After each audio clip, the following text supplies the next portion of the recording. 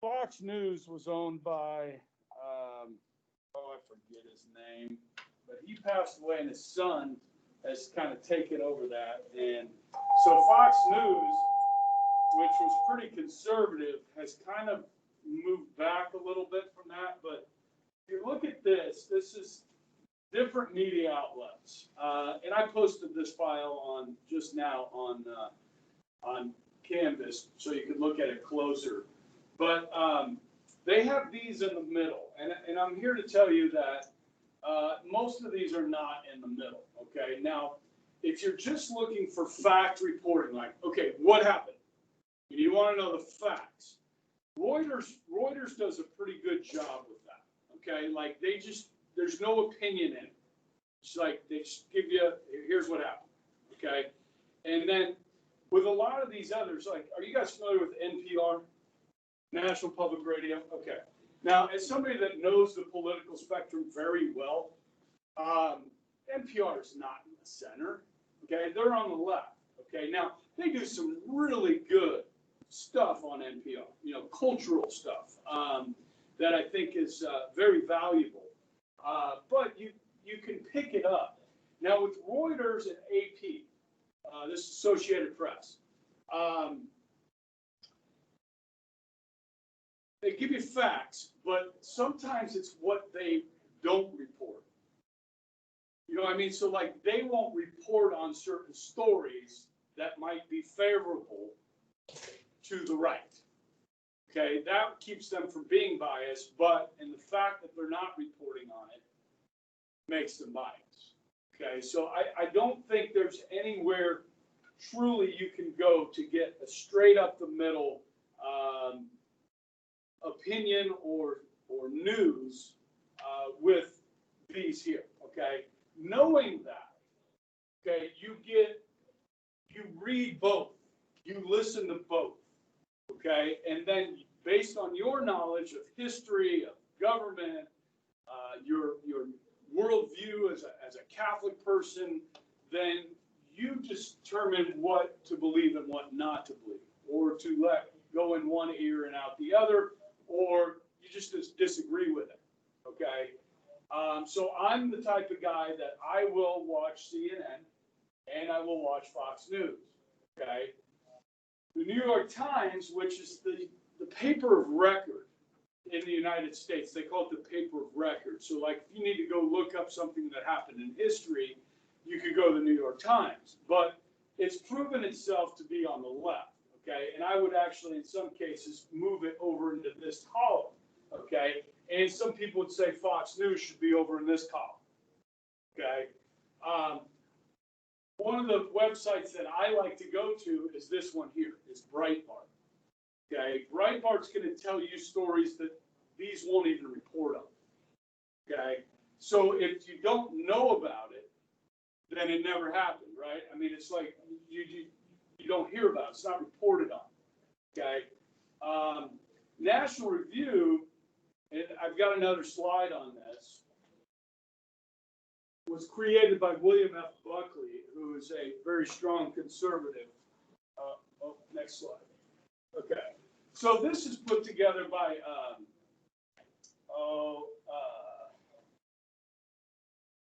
forget the organization that put this together. Okay. So you can see this is fact reporting at the top. Just like here's the news. Okay. Now they got ABC, CBS, and NBC. Do you think these three news organizations are pro-Trump, or they're just like they play the game evenly when it comes to Trump? 93% of all reporting of Donald Trump is negative. That's done by a Harvard study.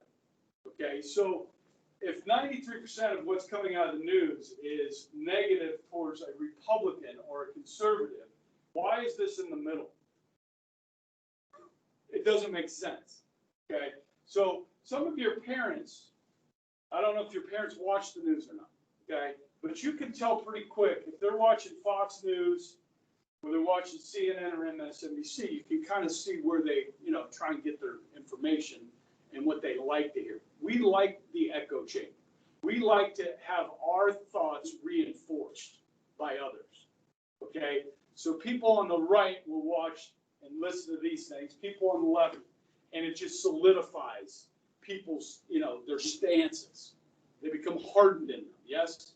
That's the echo chamber. I say something and then I hear it coming back at me, okay? I challenge you to go outside the box and listen to the other side, okay? You don't always have to agree with it, but it is good to check yourself, okay? And, it's just, some of this is very blatant. So I found this, I don't subscribe to this, okay, personally. The Weekly Standard, I used to subscribe to this magazine. It's defunct now. It's not even a magazine anymore.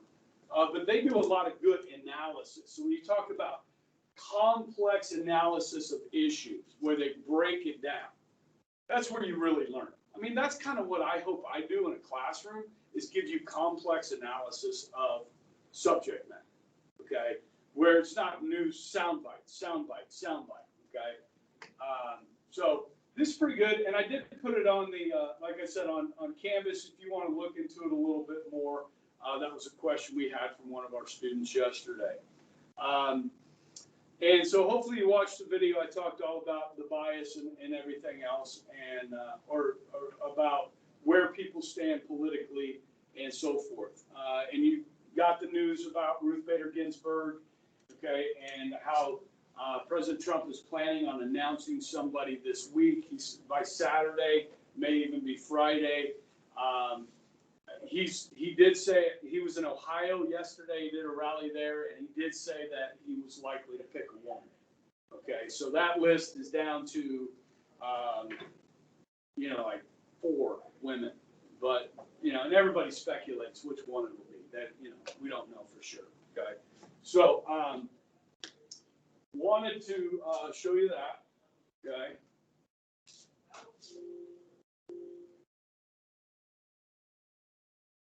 Okay. And then the next thing, guys, is we're going to start doing notes. Okay? But before I do that, I do not want to take for granted the basics of U.S. government, that you know them. Okay? First hour, I did this, and that's my regular class. Okay? And blank stares, no idea what I was talking about. Okay? Now, the fact that you're in an honors class, I assume you know a little bit more. Okay? So this is the basics. Okay? The building blocks of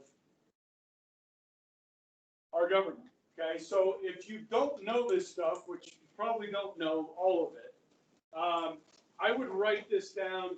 If you're going to be taking notes in a notebook, yeah, the first page is fine, or the inside of the cover is fine. Okay? I'm going to put my thing here so people at home can see this. Okay.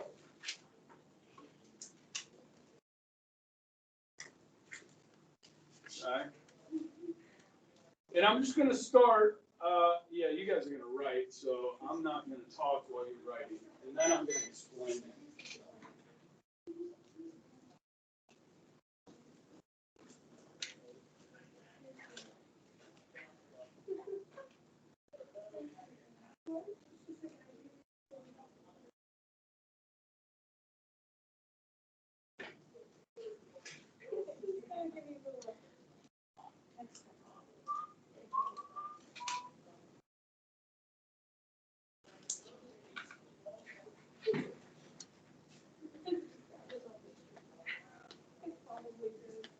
Guys, the fact of the matter is there's no reason why you guys should not be informed. How many of you guys use Twitter? Okay. So what you do is you just follow some news organizations. Okay. So say you want to follow Fox News and CNN. Okay. That stuff will show up on your Twitter. Okay. I have in my apps, I just have a section called news with the apps for the different news organizations that I go look at. Okay, so I just click on it and news pops up. Okay, So I think this is something you guys should be doing, okay? Is being informed.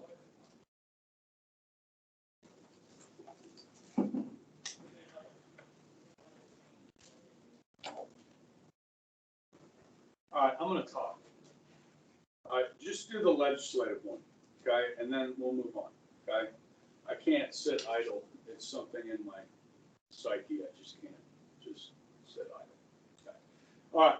So the legislative branch, another name for it that is synonymous with the legislative branch is Congress. They're the same thing. Okay. So anytime I'm talking about Congress, I'm talking about the legislative branch. Okay. Now, it's a bicameral legislature. Bi meaning two, cameral meaning chambers. Two chambers. Okay. You've got the House of Representatives and the Senate. How many members are there in the United States House of Representatives?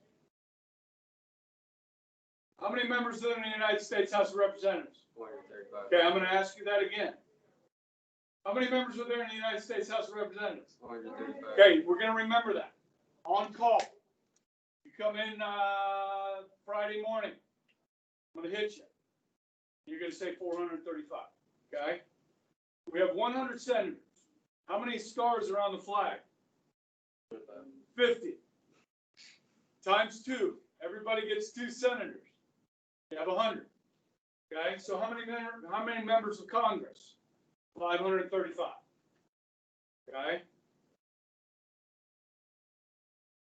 This body makes laws. There are other things they do, but the main function of the legislative branch is they make laws. Okay? Now, if I come over here to the U.S. Constitution on the wall, the first 3 articles of the U.S. Constitution have 3 branches. Article 1 is the legislative branch. It fills up the first 2 columns of this. That's how detailed it is. The other 7 articles make up the last 2 columns. Okay, this is the most detailed, and the one that the founders felt was the most important because it was the one that was closest to the people. The legislative branch controls the purse. Now, the House of Representatives is closer to us than the Senate because there's more of them. So we have closer contact with our House members. Any bill in Congress that is going to raise your taxes or spend your money has to begin in the House. They control the purse. Okay? But both houses have to pass a bill for it to become a law. Okay? Now, with the vacancy left by Ruth Bader Ginsburg on the Supreme Court, the president in the Constitution gets to choose those justices, federal judges, okay? Who must confirm them or approve of them? The Senate, okay? So as we're going to learn, guys, not yet, but we will learn each one of these houses has specific duties and roles that they play, okay? This is why elections matter. Elections have consequences. Who controls the Senate has this authority over judges. Who is in the White House has authority over picking them. And on this list of 23 things that I did, guys, how many times did I mention the Supreme Court case?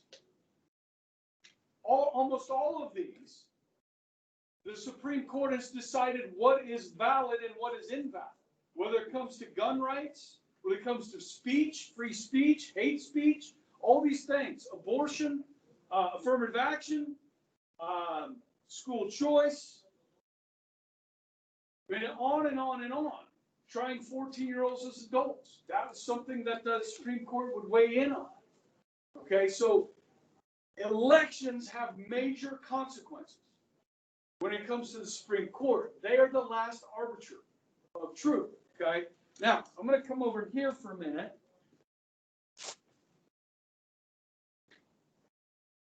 While we're talking about the legislative branch, okay, hey, come over here. Come over here. All right. has 2 senators. How many House members do we have? Okay. California has 53 members of the House, and how many senators? 2. Okay, this is where we get the electoral college. Okay, now the House is split up based on population. So the more people you have, the more House members you have. Yes? Now, if we do the math today, you divide 435 into 330 million. Roughly how many people live here, okay? You're going to get about 780,000. So if you multiply 787,000 times 4, that's about how many people live in Kansas, which is about 3 million. Okay? If we lose population, with the census every 10 years, we lose seats. If we gain population, like Texas, you gain seats. See? So who's losing seats? The Rust Belt. Okay? New York, Pennsylvania, New Jersey, Massachusetts, Ohio, Michigan. These people are losing population. Why? Because a lot of their jobs went overseas. Okay? This state and this state don't have any state income taxes. If you're old and you're going to retire, wouldn't it be nice to pay less in taxes and live where there's a warmer climate? Okay? You got to deal with things like hurricanes and tropical storms. Okay? We just have to deal with tornadoes. Okay? So that's how this is split up. Okay, and after 10 years, guys, we're doing the census right now. Okay, and when the census numbers come out, they will reapportion those 435 seats. There will be changes. Okay, Texas will probably get more. Florida will probably get more, as they have over the last few decades. Okay, California may lose a seat. Okay, because it's a high tax state. And people leave it. People are leaving New York.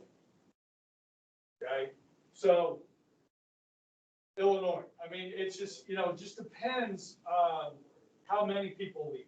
Okay, so this was the 2010 census. Okay, so Texas picked up basically the total population of Kansas. They picked up 3 million people. Okay. Now, part of that was Hurricane Katrina. Louisiana is the only southern state that lost population. Okay, and that was because of Katrina.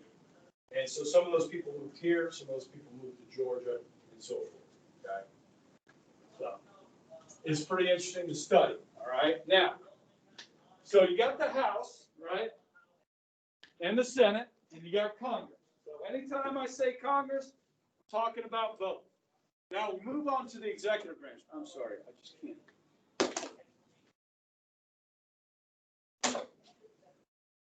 I was trying to match. They're all uncomfortable, but this is the least uncomfortable.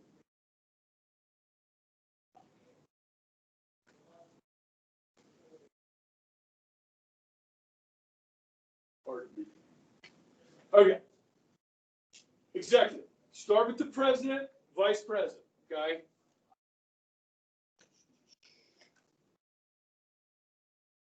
That's pretty simple. Their job is to execute or carry out the law, okay?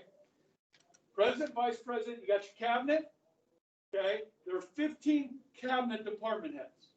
So when I say secretary of, fill in the blank, state, defense, transportation, energy, commerce, homeland security, health and human services, veterans affairs. You will need to know those, but not today. Okay?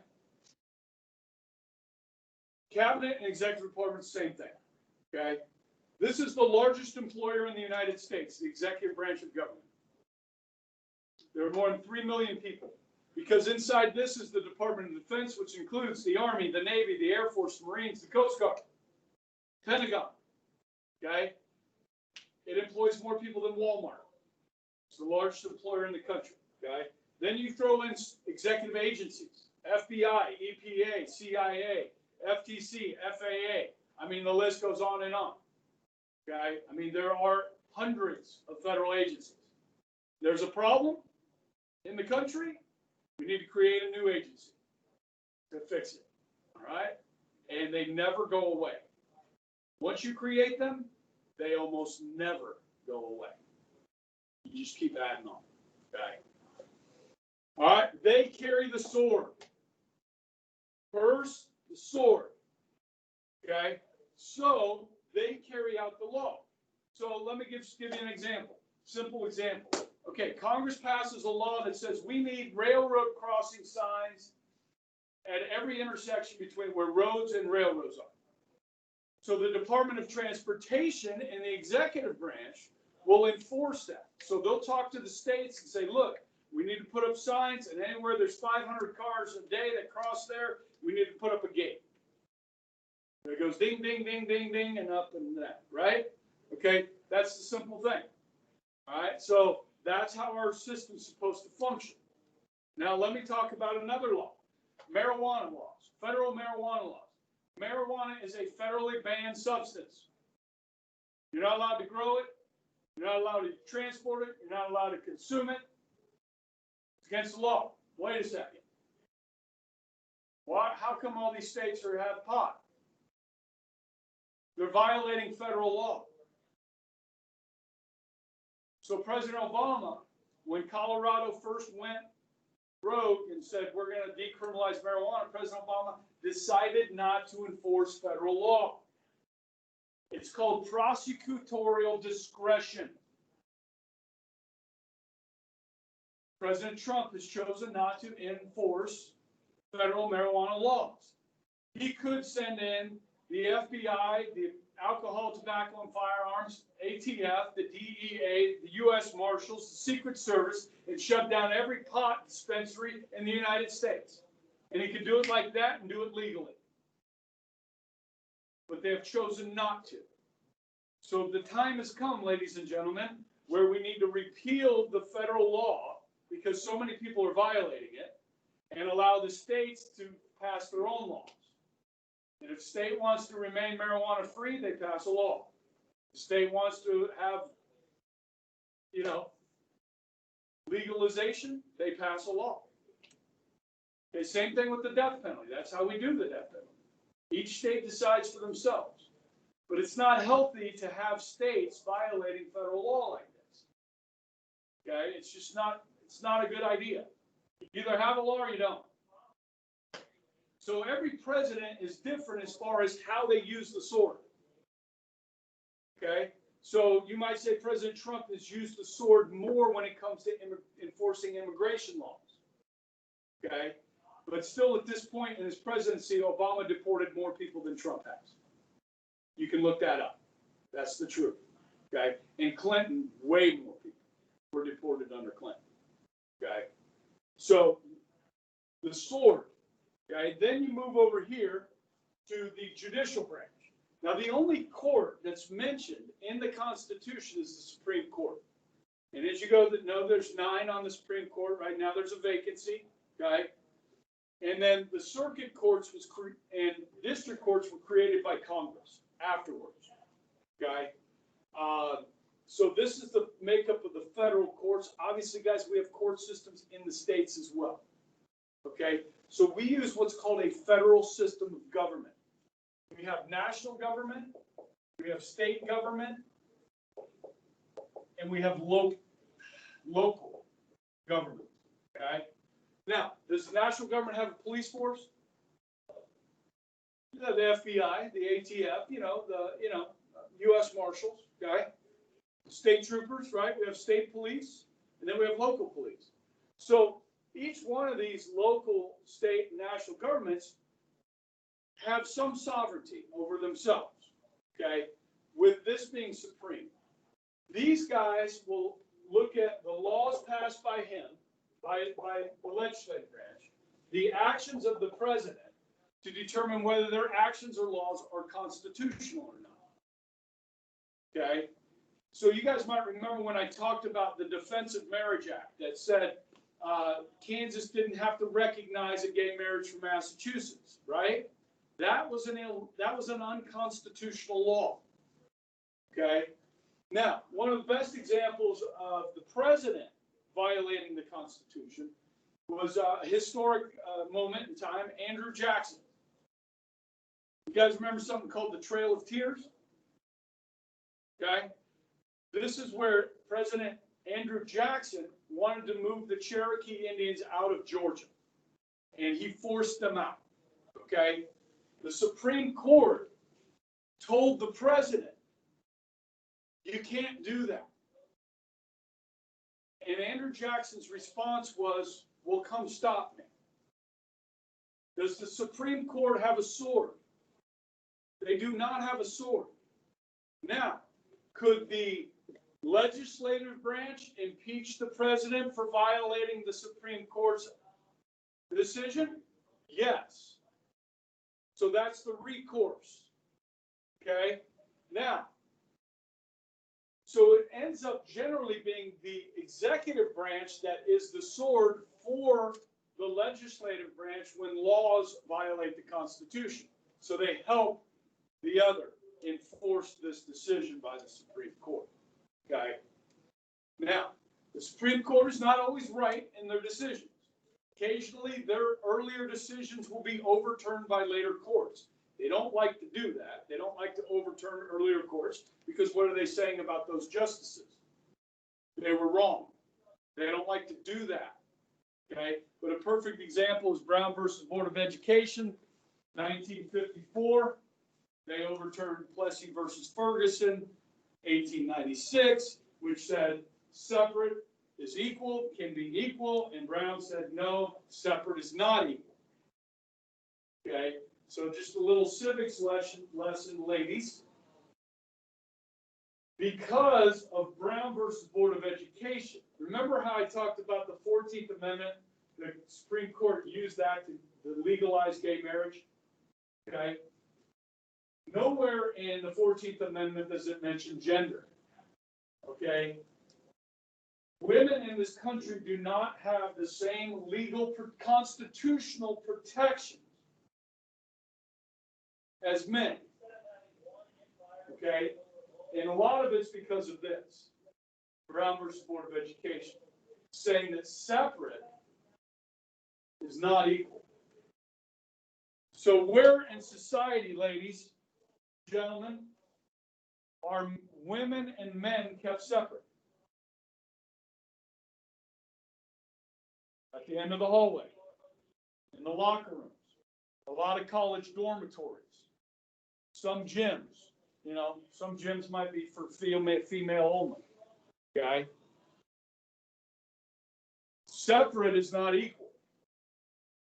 Okay, so if you wanted to change that, we'll talk about the amendment process in something called the Equal Rights Amendment that was tried to get passed in the 1970s. That would do away with the separation of the sexes. Okay? There's consequences with that. That amendment was not ratified. Okay? There will be a push for that again in the future, I would imagine. Okay? So there's your basics, right? Does that kind of make sense? I don't want to take for granted that you knew this stuff already, and I figured I'd start with that just so when I used certain terminology, oh yeah, I remember that. Good? Okay? Because you just don't know what people know. All right? So I have my section 1 notes here. Okay? And I'm going to start lecturing to you these notes. All right? And that's what we're going to be doing for the foreseeable future until we finish these notes. Okay? And then I'll throw an assignment or two at you. Don't know if I'll give one today, but likely want to have a discussion with you guys at some point. And if I do feel like it's important enough for me to have a discussion in class, what I probably will do is do the same lesson back-to-back days, where I may not be recording and just say, okay, on Thursday and Friday, we're having the same discussion, just with half the class, okay? All right, so I got to figure that out. I mean, time-wise, guys, we're in trouble, because of Wednesdays. Okay. As far as what I did the first 2 weeks, I do every semester. So I'm going to have to make some adjustments. All right. So we're going to start. Do you guys have your books out? If you would, turn to page 14. Now, there's some other things in this book up to page 14 that are useful tools. Obviously, you have the syllabus. Page 4, I don't think we're going to have time for debates. Page 5 is good in your book on book review tips, okay? And I'll sit down Wednesday, tomorrow, and kind of do a calendar of when we'll have things due for the book reviews, because I have history students as well at the same time. So I got to space those out. Okay. Page 6 had the little circle graph that I talked about yesterday. And then there's a political quiz, which my students fail. It's just really to make a point about you need to start paying attention to the news. Okay. Another political spectrum quiz starting on page 8 through 11. And then a statement on plagiarism. Okay. I love Turnitin.com. My plagiarism issues have gone bye-bye, okay, which is great. So I really don't need to preach to you about that, because Turnitin will take care of that, okay? And then you get to section 1, which is page 14, okay? See that quote at the top? This will not be the first time or the last time I quote Winston Churchill. He's one of the most quotable people in the 20th century, okay? He said this of democracy. Democracy is the worst form of government on earth, except for all the rest. Okay, what does he mean by that? Democracy is messy. Okay, democracy is inefficient. Democracy is frustrating. But compared to all the other types of government we've seen in history, it's the least worst. Okay? There's no perfect system, okay? But democracy works. Now, obviously, Churchill was living in a republic when he wrote this, and we live in a republic, not a democracy. But democratic values are found throughout our republic, okay?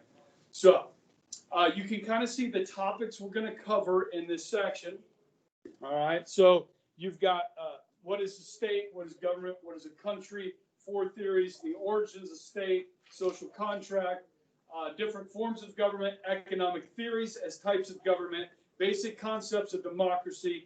Then your essay begins, starting with number 7, okay? So with number 7, we talk about the English tradition on our system of government.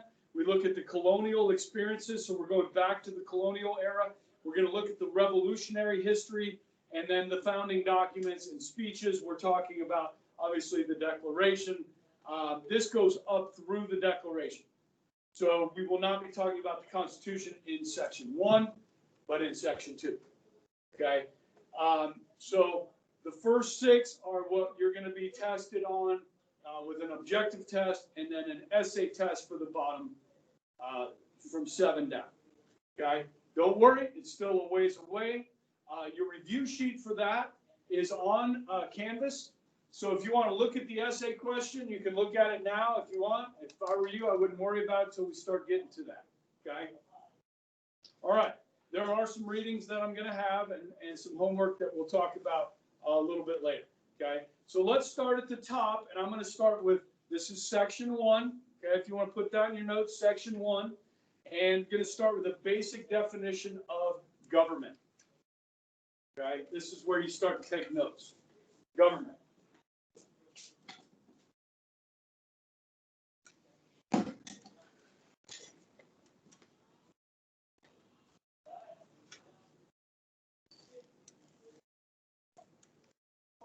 Ready? Everybody ready? Okay. Government. An institution. An institution through which a society makes and enforces its public policy. institution through which a society makes and enforces public policy.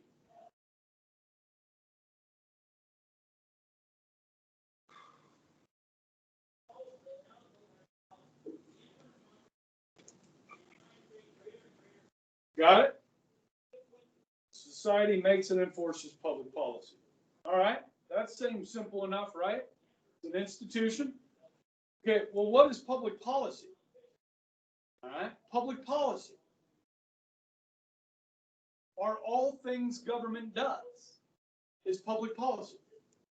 Okay, all things government does is public policy. Now, when I use the word public, think government. So we think, say, public school, public policy, government policy. You follow me? So that's public versus private. Yes? So all thing the government does. Now, government has sovereignty over its citizens and territory. Government has sovereignty, the right to rule over its citizens and territory. And what do we call that territory? Call it a state. Okay? Now, we have 50 of them, right? And we have one of them. The national, our United States of America is a state or a nation state. The terms are almost interchangeable or are interchangeable. Okay? Russia is a state. Great Britain is a state. Israel is a state. Okay? Now you could call it a nation state. All right? But we have 3 levels of states. 3 levels of governments that rule over those states. Now we call them cities or counties. Okay? But they're all states. Okay? Now, we're going to do 4 characteristics of a state. 4 characteristics. How many characteristics of a state? 4. Okay? This is pretty simple stuff. Okay? How do we know we're looking at a state? Well, it's characteristics. Number 1, you need population. You need people.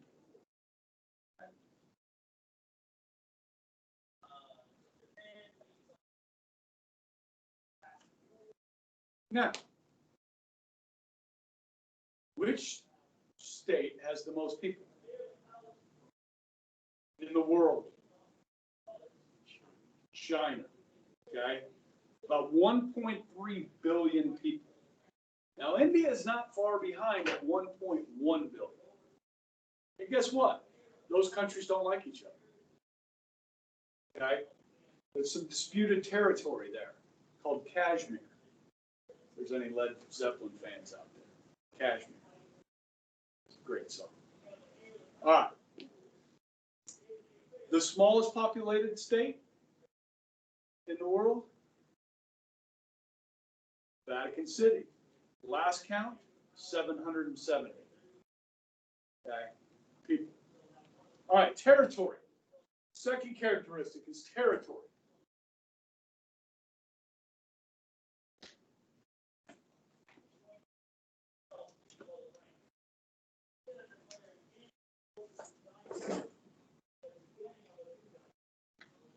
So again, the smallest state with the smallest territory is what? Vatican City. Okay, you can walk around the entire country. Take you about 45 minutes. Okay, and you guys been in the Vatican? This Protestant's been there twice. Okay. Quick story. First time my wife and I went in '99, and it was awesome. So she got a hotel right now down near the Vatican, and the hotel had a rooftop that was like They had couches and plants and flowers. It was just beautiful. 5-minute walk to Vatican. Okay. We went on a Sunday, and one Sunday a month, it's free to get into the museum and everything. And, you know, so you can see Da Vinci's work and all that. I mean, it's unbelievable. But so because it's one Sunday a month, it's free. The line was like wrapped around half the city to get in. Okay, so we got in line. It was a pretty fast moving line. And then we went into St. Peter's, the square, right? And Pope John Paul II was there that day, and all these people were flooded into the square, and he did the blessing in, like, I forget how many languages. I missed it in English because it's hard to hear him. But he's up in the window, you know, he's like that big up in the window, you know what I mean? But I did get to see Pope John Paul II in person, which we didn't even plan that. It just happened, which was really cool. The second time, there was hardly anybody there. We got up real early and beat the crowd. But it was neat. My kids got to go. So, okay, sorry. The largest territory for a nation state would be Russia. Okay, that map over there is probably the better one to look at because that's a historical map. But yeah, Russia's got the most territory. Okay. All right. The third characteristic of a state is something I mentioned already, is sovereignty. SOVEREIGNTY.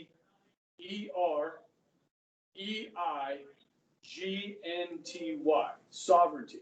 And you guys have heard that word before. Some of you know what it means. To define it for this purpose would be supreme and absolute power. Supreme and absolute power within this territory. Supreme and absolute power within its own territory. Now, sovereignty can be used in different contexts. Like when you guys turn 16, okay, you gain a little bit of sovereignty. Like you guys could get up, walk out of the school, and never come back. You can drop out of school at 16. When you're 18, you get a little more sovereignty. Like you get to vote, right? You become seen as an adult in some ways, okay, in others not. Like, used to be at 18, you could go out and buy a pack of cigarettes. They just changed that to 21, okay? I don't remember them debating it. They just did it, okay? You can't buy alcohol at 18. You can buy a shotgun, though. Not a handgun, okay? You can be drafted in the military if there's a draft. You can. But you can't buy a beer. Weird. Okay. When you're 21, now the government says you can buy cigarettes and alcohol, okay, and a handgun.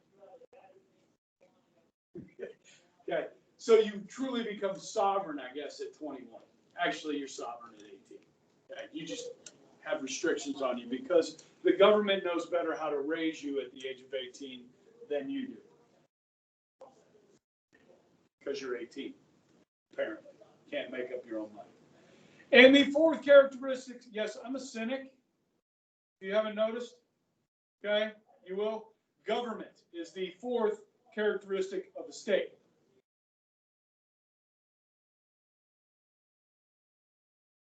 And I already defined government, but let's just give it a little smaller take on it, which is a politically organized unit in this case, a politically organized unit. So you take those four characteristics, population, territory, sovereignty, and government, and you got yourself a state or a nation state.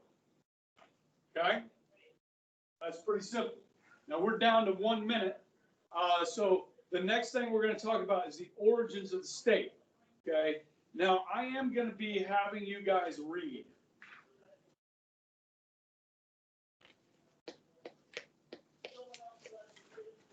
Let's do it now. I'm going to assign this now. Okay? So when you come back on Friday, we can talk about it. I want you to read There's 3 social contract theories, 15, 16, and 19. Page 15, 16, 19. Now, there's a write-up, John Locke's second treatise on civil government. You guys can do that one for points if you want on page 18. I'll write all this up in Canvas. Okay? And you guys won't have it due till Friday. All right? I'm going to give this to my other group due Thursday, so they'll have some work. What I want you to be able to do is discuss it. So know the highlights of the 3 different philosophers. Okay? This is a really good discussion to have. All right? So don't make me get mad at you. Make sure you do this, okay? I'm not going to ask you to do this very often. And then I'll give you, if you have a good discussion, guess what? You're going to get participation points. Okay? So who's going to carry you? Who's going to step up and talk? All of you, please. Thank you. You guys have a good day.